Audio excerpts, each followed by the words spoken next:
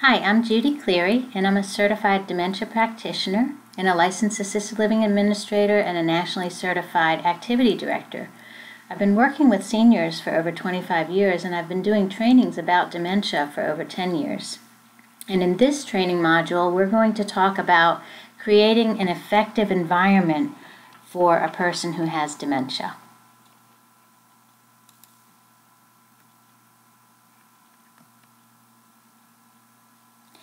Keep in mind that symptoms of dementia include difficulty with thinking, problem solving, visual perceptions and spatial awareness, and concentration.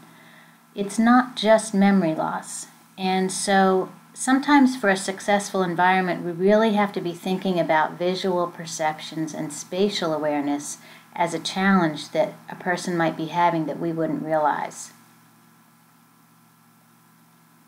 Help a person with dementia to have the best possible experience by setting up the environment for success. It's really important to eliminate clutter and any unnecessary items because those things can be overwhelming and really difficult to figure out.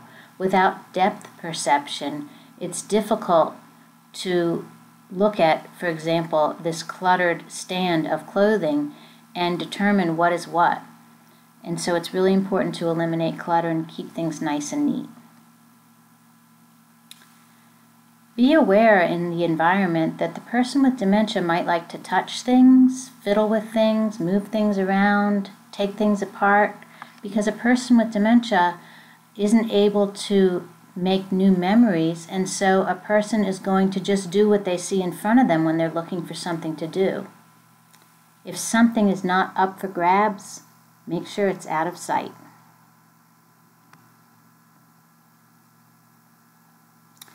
A person with dementia might not look up or consider new locations for things, so if a thing is not up for grabs, it might be a good idea to try putting it higher up than the line of vision, or it might be a good idea just to simply put it behind something else so that it's not in sight. Also, use signs or pictures to label things that you want the person to be able to find, such as the bathroom or a closet, or even where things are kept behind a medicine cabinet. Use items as clues to help the person identify with what should happen in a particular area. In this case, a rubber ducky and a towel might give the person the clue that this is where we're going to be taking a bath. Another clue could be wearing an apron prior to serving meals, or giving someone a menu to look at prior to having meals.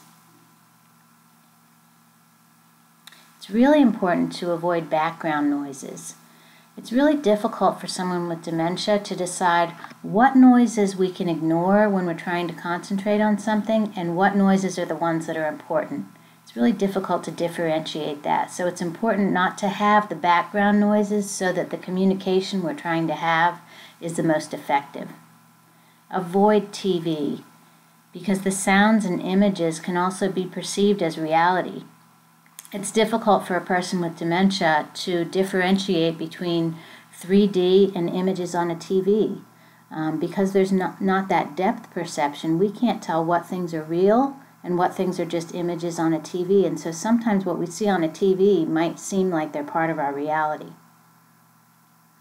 Use music and rhythm instead, intentionally, to help the person reminisce, to help the person enjoy music and rhythm and movement.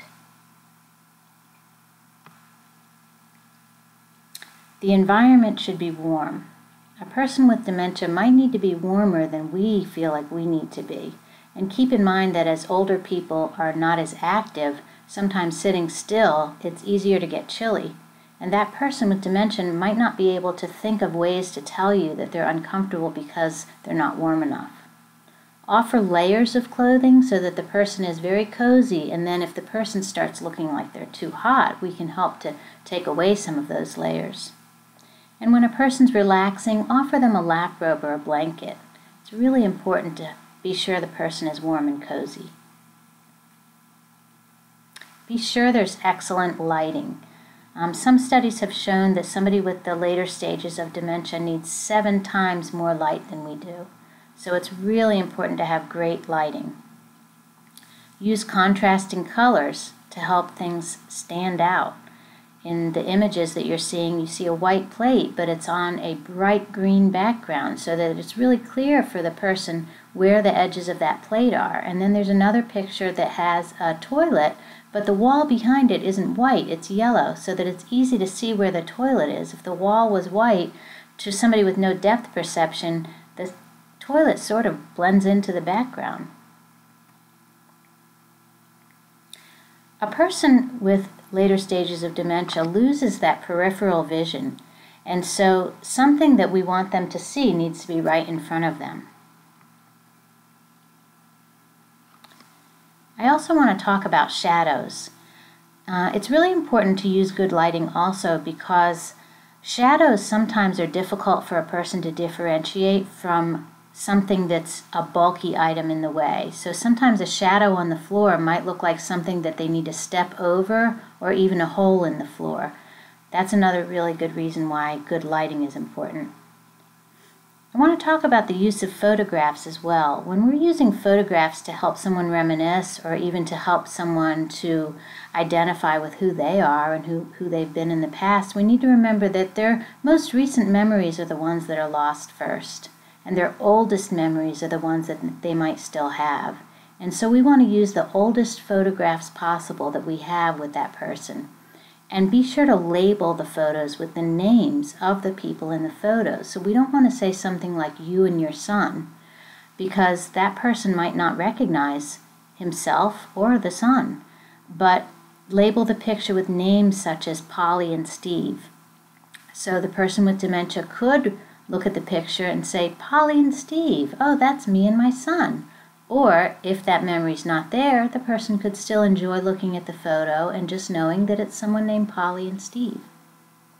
So these are just some examples of ways that we can create a more effective environment for someone who has dementia.